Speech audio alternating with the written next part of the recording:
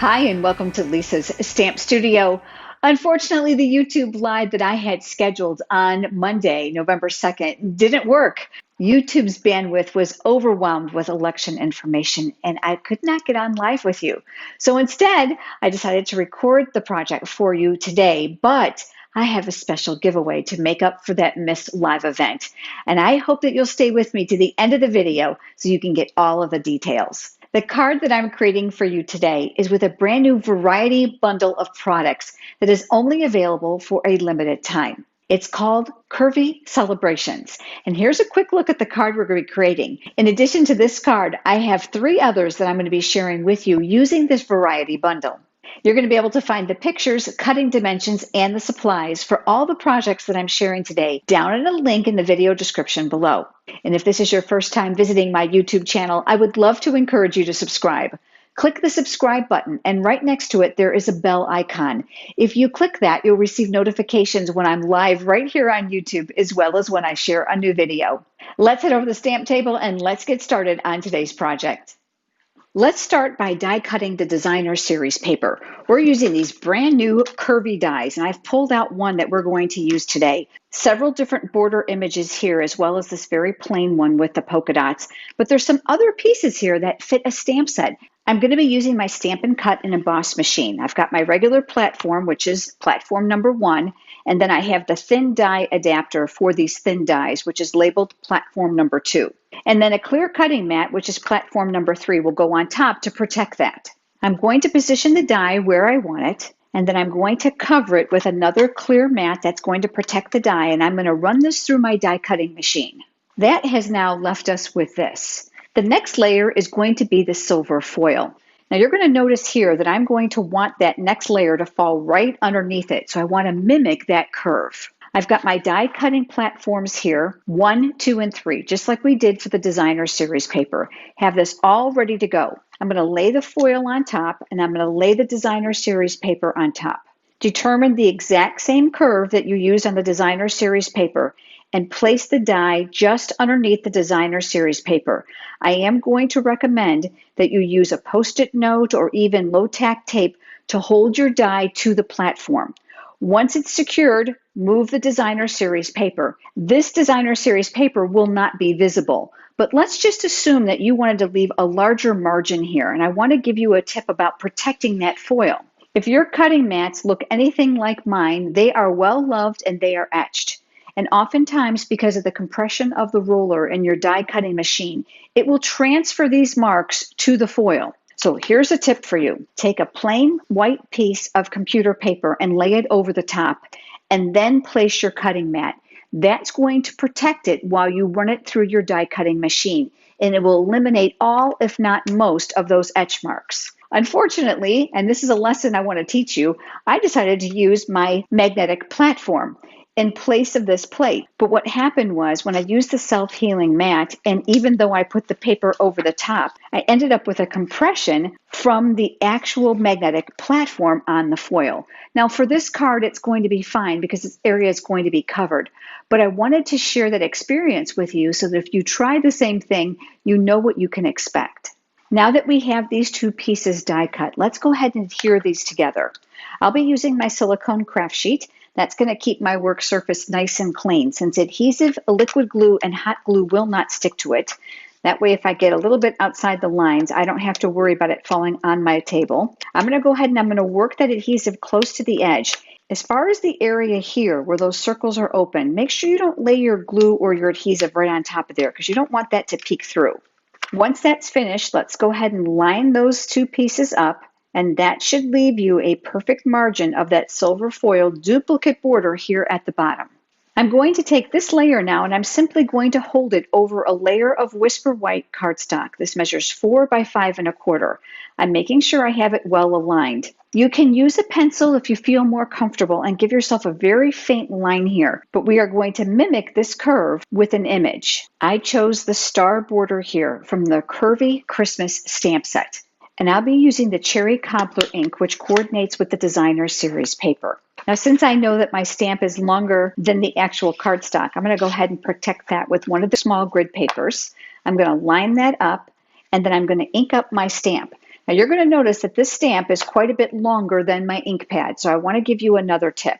Go ahead and turn the stamp face up on your work surface and hold the ink pad by the grippers, and then just lightly tap to transfer the ink to the image. This will make sure that you don't miss a spot. Once everything is aligned, you are looking to create that same curve with your image. Once you're happy with it, go ahead and just stamp. Now, before we go ahead and adhere this, I want to emboss my greeting. From that same stamp set, I pulled out the words Merry Christmas, and I'm going to be using my Versamark ink. This ink is going to stay wet long enough for me to add my embossing powder. Now, before I get started, I always like to make sure that I have my embossing powder nearby. I love to use a coffee filter to catch the excess. That allows me to pinch that coffee filter and pour the excess right back in the bottle so there's little or no waste. I'm going to ink up my stamp in the Versamark ink, and we're going to stamp that down here in the lower right corner. And I'm going to move over immediately to that coffee filter, and I'm going to sprinkle very generously. That powder now is going to stick everywhere there was ink. I have my heat tool here, and that's what's going to set that powder to a beautiful foil finish. Now, I know it's going to be loud, so I want to talk you through what I'm going to be doing before I actually do it.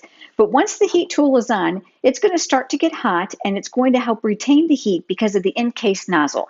You are going to want to protect your fingers, and I do recommend that you work closely and that you work in one area at a time. And as the paper and the powder gets warm, it's going to conduct the heat, and you're going to see that powder turn to a beautiful silvery foil finish.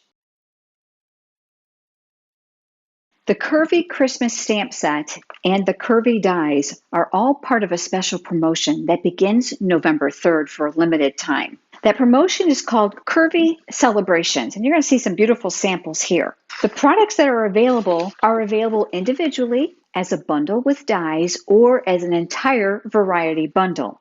That includes the designer series paper that I've just used, the Curvy Christmas stamp set, the Curvy dies, and an additional stamp set that I have samples for you as well. The entire variety bundle is only available until January 4th of 2021, and they are only available while supplies last. The Quite Curvy stamp set and the Curvy dies will be in the upcoming mini catalog that debuts on January 5th, but these other items will not be included. If you've fallen in love with it as much as I have, now is a great time to get the entire variety bundle. Let's take this layer now and let's adhere those together. I'll use my silicone craft sheet once again, and we're going to add adhesive to the back side. What we're going to do now is we're going to mimic the top and the two sides to align this, making sure that we're as even as possible so that we're keeping that curve with the greeting. I cut another layer of silver foil here, and I'm going to flip over this layer and add adhesive to the back side. This has a very narrow margin of about 1/8 of an inch, so I'm looking to leave an equal border all the way around, and then we'll press that in place. I decided I wanted to add some ribbon. To make it easy to tie, I'm actually going to add some adhesive to the upper back side here. I'm going to stretch my ribbon out, knowing that I'm going to tie my bow on the left-hand side, and I'm going to tack that down here to the card. That's going to help hold this in place to make it easier for me to tie. I'm going to crisscross my ends, and I'm going to go ahead and create a bow here on the upper left side. Now, once you've pulled the bow very tightly, you're probably going to have the same thing that I've got, uneven loops and short ends. So let me give you a tip about this. Either press or pinch the center of your bow, and then adjust the raw ends of your bow, and that's going to help measure them up equally. And then just give it a really good pull when you're finished to make sure that they're secured in place. We're going to add an embellishment to this, but let's go ahead and add this to the card base next. I have a piece of cherry cobbler cardstock that measures 4 1/4 by 11. I did score it in half before you joined me, and I'm using my bone folder for that nice crisp edge. I'm going to flip this over, and I'm going to add a little bit more adhesive here to the outside edges, and I'm going to adhere this to the card base. This also has a very narrow margin, so I'm doing my best just to align that so it's equal. Now here comes the embellishment. These glitter star ornaments are really, really fun. I actually purchased them for some packaging that I was going to do, and they're going to be also great on my miniature Christmas tree. As a matter of fact, if you're really crafty, these would make great holiday earrings. But I snipped off the cording on this, which left me with this. I'm now going to use a glue dot. I'm going to tuck it up underneath my knot. So I've got a glue dot here, and I'm going to press the center opening of that star embellishment on it. And I'm going to flip that embellishment over. We're going to put one on the other side as well. This is going to provide enough security to make sure it doesn't move. I'm slipping it up underneath the knot. We have a simple yet striking card. Because of this embellishment, you'll need to use a bubble envelope.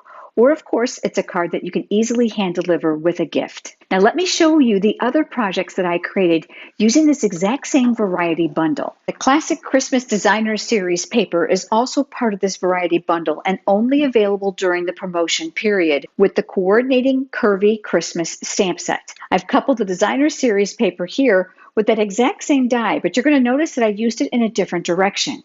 I used the coordinating stamps of those pine trees and the greetings here on the card, and I played up some of that white area with this fun polka dot tool and a small holiday gem.